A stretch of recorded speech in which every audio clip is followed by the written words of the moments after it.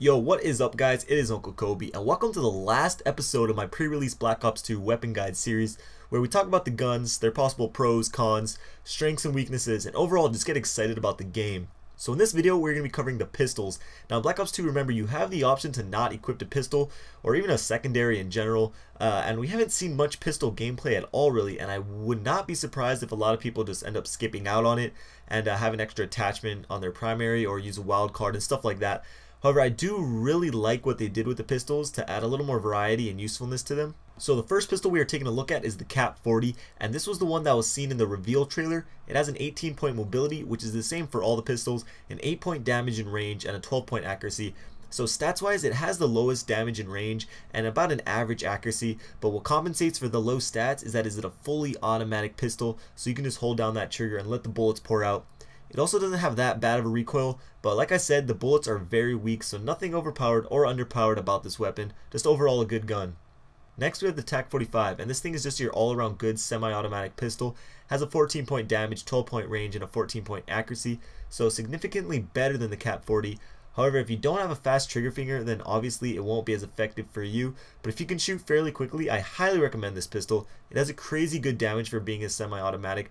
However, the damage does drop off significantly once you hit medium range, and then at long range it is pretty much useless, but again at close range I highly recommend it. Up next we got the B23R, which is a burst fire pistol, 3-round burst to be exact, and first thing that I noticed is just the look of the gun. The thing looks pretty damn cool, really futuristic. For its stats, it has a 10-point damage, 9-point range, and a 12 accuracy, so a slight drop off statistically due to it being a burst fire, but still slightly better than the Kap40. It's going to have some recoil, unlike the Rafka from MW2. However, the recoil will most likely be straight up and down, so pretty easy to control, and it's going to be most effective from medium ranges. Judging by its damage stat, I don't think you're going to be one bursting anyone, so that is a really good thing. Personally, I'm not into the burst pistols, but if you are, this gun looks pretty good. So next we have the Executioner, and this thing is one of a kind. First time I've seen anything like it in any Call of Duty game. It looks just like any old revolver, but this bad boy actually fires 28 gauge shotgun shells, and its stats reflect it. It has a 16-point damage, which is just as strong as any shotgun, but it does have a measly 2-point range, which I think is good because if you're going to be loading shotgun shells into a pistol, you better have to be right up next to me to kill me. And finishing up, it has an 8-point accuracy, so obviously the gun will be more effective in close quarters maps, and will be extremely useful when finishing off hurt enemies, which is why it's named the Executioner. Last on our list we have the 5.7. Yes, it is returning to Black Ops 2.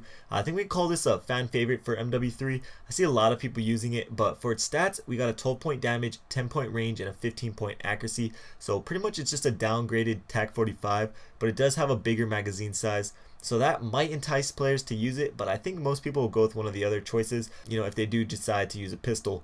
But just a couple things before I wrap up this video. One, I am really bummed they didn't bring back the Desert Eagle. It's one thing that they skipped out on the M16, but the Desert Eagle is just a classic. Even though I didn't use it at all in MW3, I still wish they brought it back.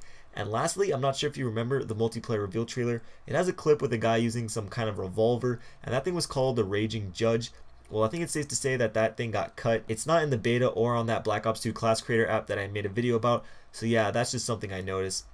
But I hope you guys enjoyed my last pre-release weapon guide video, and if you did, please show your support by giving a like. I know I ask every video, but I really do appreciate it. Just a quick heads up, I know some of you were not able to see the full-length beta gameplay I posted.